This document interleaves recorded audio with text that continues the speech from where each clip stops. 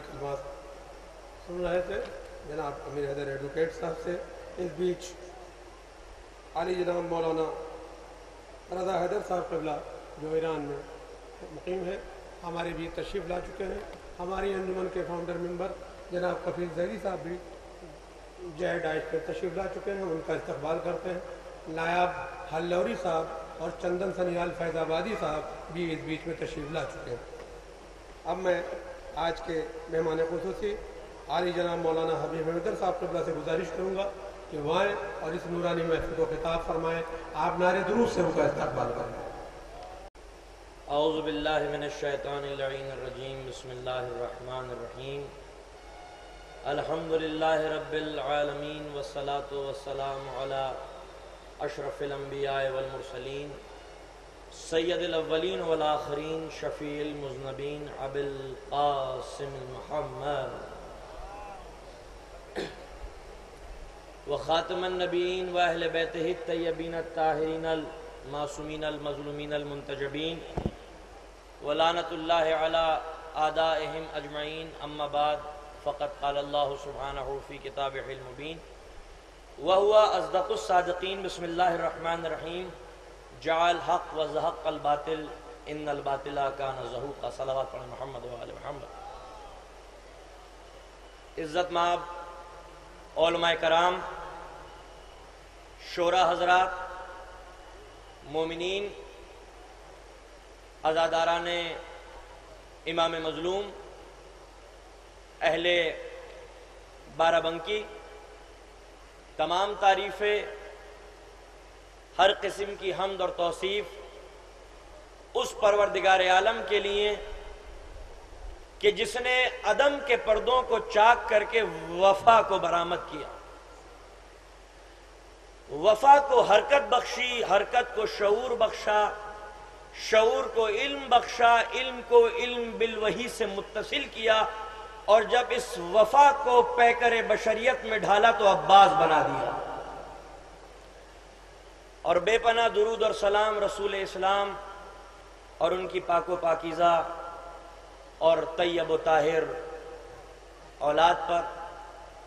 عزیزان ملت، عباس اس نعمت الہی کا نام ہے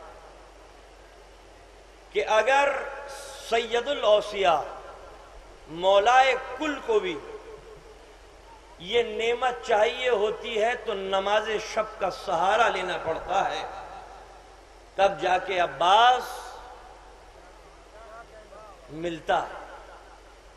وہ عباس کے وفا جس کا طواف کرتی ہے اور فضیلت جس کے در پر آ کر سجدہ ریز ہو جاتی ہے، وہ جناب عباس کہ جو مولا علی کی جملہ صفتوں کے وارث ہیں۔ مولا علی کی اثار و قربانی، فداکاری، جانثاری، زہد و تقوی، عصمت و عدالت، شجاعت و بہادری، رحم و حلم و برباری، عفو و بخشش، غیرت و سخاوت، اگر جلوہ گر دیکھنی ہے کسی ذات اور ہستی میں تو وہ مولا عباس کی ذات ہے کہ جس کے اندر مولا کائنات کی جملہ صفتیں موجود ہے۔ اس لیے کیونکہ جب صفات الہی سمٹتی ہیں تو علی بنتا ہے، اور جب علی کی صفتیں سمٹتی ہیں تو عباس بنتا ہے، وہ جناب عباس۔ عزیزان ملت، یقیناً حضرت عباس 14 معصومین میں شامل نہیں ہے، لیکن مولا عباس کو عصمت سے خارج نہیں سمجھا جا سکتا۔ کیوں؟ کیونکہ آپ دیکھیں کہ ہر امام کا ایک بیٹا امام ہوا ہے، ہر امام کا 2 بیٹے امام نہیں ہوئے، لیکن یہ صرف مولا علی کے بیٹے تھے۔ 2 بیٹے تھے، امام حسن اور امام حسین، دونوں امام تھے، اور اس کی وجہ ہے جناب سیدہ فاطمہ الزہرا سلام اللہ علیہا، کیونکہ امام حسن اور امام حسین جناب سیدہ کے بیٹے تھے۔ تو یہ تقدس ہے جناب سیدہ کا، یہ عظمت ہے جناب سیدہ کی، رفت ہے جناب سیدہ کی کہ 2 بیٹے تھے، دونوں امام تھے۔ 3 ہوتے تو تینوں امام ہوتے، 4 ہوتے تو چاروں امام ہوتے، 5 ہوتے تو 5 امام ہوتے، اس لیے کیونکہ یہ جناب سیدہ کی فضیلت ہے کہ 2 بیٹے تھے تو دونوں امام ہیں۔ اب آئیے میں آپ کو 1400 برس پہلے ان جملوں کو یاد دلاتا ہوں کہ جب مولا علی جینیٹک تھیوری کی بنیاد رکھ کر جناب عقیل سے یہ پوچھ رہے ہیں، عقیل کون سا ایسا خاندان ہے جو اپنی شجاعت میں منفرد ہے؟ مولا علی جانتے تھے کہ خاندان کون سا ہے، لیکن جینیٹک تھیوری کی بنیاد رکھ رہے تھے کہ دیکھو صفتیں ہیں جو جینز کے ذریعے نسلوں میں منتقل ہوتی چلی جاتی ہے، تو جب شریک حیات کا انتخاب کرنا تو اپنے لیے بیوی کا انتخاب نہ کرنا، اپنے بچوں کی ماں کا انتخاب کرنا، کیونکہ صفتیں نسلوں میں منتقل ہوا۔ تو مولا علی جینیٹک تھیوری کی بنیاد رکھا، کہاں مولا ہے ایک خاندان کلابیہ کہ جو اتنا شجاع ہے کہ جیسے بنی ہاشم اپنے کرم اور سخاوت میں منفرد ہے۔ یہ کلابیہ کا خاندان ہے کہ یہ اتنے شجاع ہیں کہ اپنے جانور باندھتے نہیں ہیں، بلکہ ان کی شجاعت کا اتنا رعب و دبدبہ ہے کہ چور ان کے ڈر سے ان کے جانوروں کو چرانے کی جرت نہیں کرتے، باندھتے نہیں ہیں جانوروں، اتنے شجاع ہیں کہ جانوروں کو باندھتے نہیں۔ جناب عقیل پہنچے، تقریر کی، اللہ نے ہمارے خاندان کو ہمیشہ عزت بخشی اور اس کی عزت میں چار چاند لگ گئے جب آخری رسول اور آخری پیغمبر پروردگار عالم نے ہمارے خاندان میں مبعوث فرمایا، اور اسلام کی پشت سیدھی نہ ہوتی اگر میرے بھائی علی ابن ابی طالب نے اس کو سہارا نہ دیا ہوتا، رسول کی نصرت نہ کی ہوتی۔ اسی علی کا رشتہ لے کر میں آیا ہوں۔ آپ بیٹی کے پاس گئے اجازت لینے کے لیے کہ علی کا رشتہ آیا ہے، کیا تم راضی ہو؟ توجہ چاہتا ہوں ہر والدین سے یہ جملہ عرض کرنا چاہتا ہوں کہ یہ شریعت کا تقاضا ہے کہ اگر بیٹا لڑکا علی جیسا بھی ہو پھر بھی بیٹی کی اجازت لینا واجب ہے، لڑکی کی اجازت لینا واجب ہے شریعت اسلامی۔ بنا لڑکی کی اجازت کے نکاح نہیں ہو سکتا، شادی نہیں۔ کہا بابا میں راضی ہوں، اس لیے کیونکہ خواب میں دیکھا تھا کہ ایک نورانی تخت ہے، اس پر نورانی بیوی بیٹھی ہوئی ہے، اور کہا کہ جب علی رشتہ بھیجیں تو رشتے کو قبول کر لینا، اس لیے کیونکہ فاطمہ تو میرے بیٹے عباس کی ماں بنے گی، تو میرے بیٹے عباس کی ماں بنے گی۔ تو یہ جناب سیدہ کا تقدس تھا کہ دو بیٹے تھے، دونوں امام تھے، دونوں معصوم تھے۔ اب اگر کسی کو جناب سیدہ اپنا بیٹا کہہ دے تو وہ عصمت سے خارج نہیں سمجھا جا سکتا، خارج نہیں سمجھا جا سکتا۔ تو جس طریقے سے جناب سیدہ رسول اللہ کا ٹکڑا، اسی طریقے سے مولا کائنات کا ٹکڑا ہے حضرت عباس۔ اللہ نے جس کو اپنا شیر کہا اسے علی کہتے ہیں، اور علی نے جسے اپنا شیر کہا اسے عباس کہتے ہیں۔ معصوم دو طرح کے ہوتے ہیں، ایک وہ معصوم جو اللہ کا بنایا ہوا معصوم ہوتا ہے، اور ایک وہ معصوم ہوتا ہے جو معصوموں کا بنایا ہوا معصوم ہوتا ہے۔ اللہ کے بنائے ہوئے معصوم کو علی کہتے ہیں، علی کے بنائے ہوئے معصوم کو عباس کہتے ہیں۔ وہ عباس لیکن جناب عباس اور مولا کائنات کی شجاعت میں ہمیں تھوڑا سا فرق نظر آتا ہے۔ علی کی شجاعت اور عباس کی شجاعت میں فرق ہے۔ کیا فرق ہے؟ کہ مولا کائنات نے جنگیں لڑی ہیں اور جیتی ہیں اور فتح کا سیر اپنے سر پر باندھا ہے، مگر جتنی بھی جنگیں جیتی تلوار کے ساتھ جیتی ہیں۔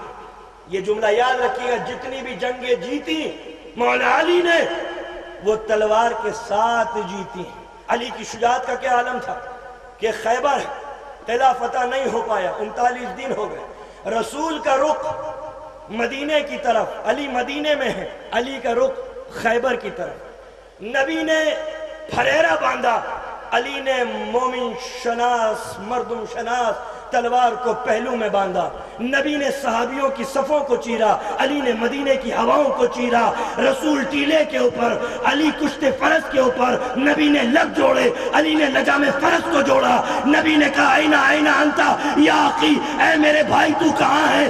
علی نے فوراً خیبر میں آ کے کہا لبیک یا نبی، آ گیا۔ کیا کروں؟ جنگ لڑو۔ کب تک؟ جب تک جیت نہ جاؤ۔ مولا علی آئے، مرحب آیا، رجس پڑھا، آپ نے بھی رجس پڑھا۔ مولا علی ابتدائی وار نہیں کرتے تھے، اسلام میں ابتدائی وار کرنے کی اجازت نہیں، بلکہ دفاعی وار کرتے تھے۔ مرحب نے تلوار ماری سر پر، خون تازہ چہرہ مبارک پر جاری ہو گیا۔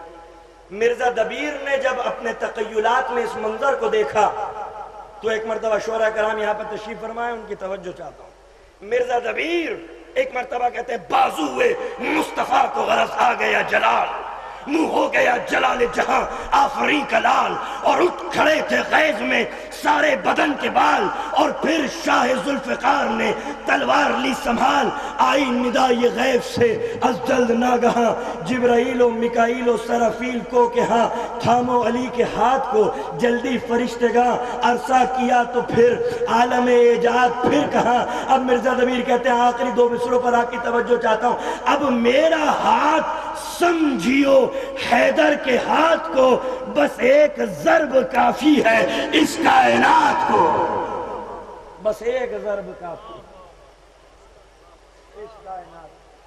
تو علی نے جنگیں لڑی جیتی تلوار کے ساتھ، مگر حضرت عباس کی شجاعت تھوڑی سی مختلف نظر آتی، اور وہ شجاعت کیسی ہے کہ آپ کے اندر دادا کی صفت پائی جاتی، دادا کی صفت شجاعت پائی جاتی ہے۔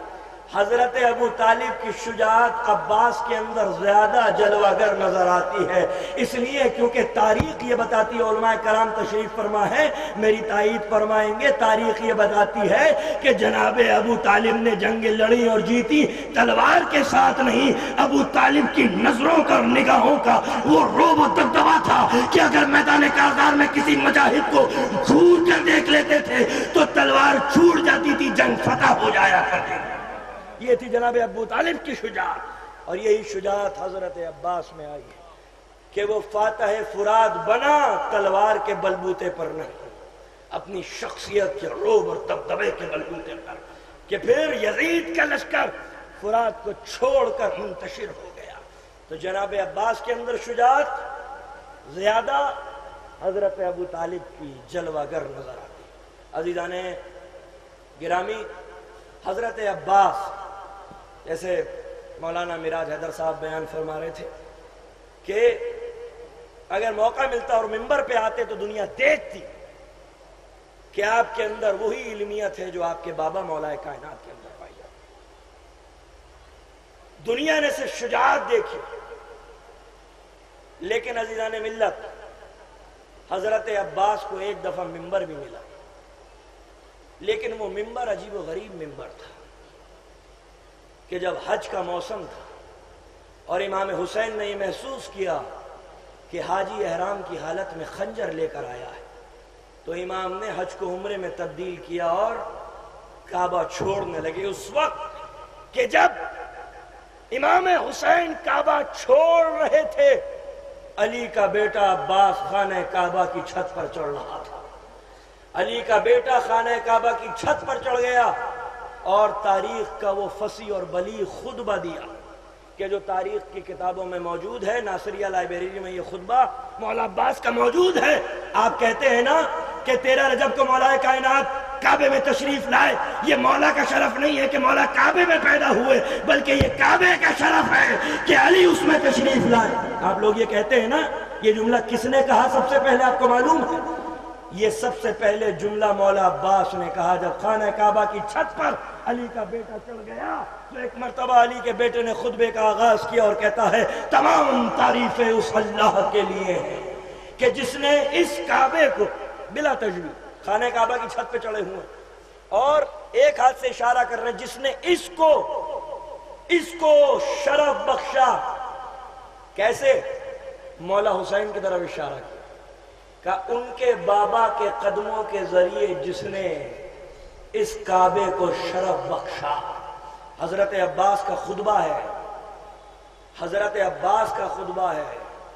خطیب جب خطابت کرتا ہے تو مبالغہ آرائی سے کام لے سکتا ہے، لیکن یہ مولا عباس کا خطبہ ہے کہ جو مبالغے سے کام نہیں لے سکتا۔ مولا عباس کہہ رہے ہیں کہ تعریف، تمام تعریفیں اس اللہ کے لیے جس نے اسے عزت بخشی ان کے بابا کے قدموں کے ذریعے۔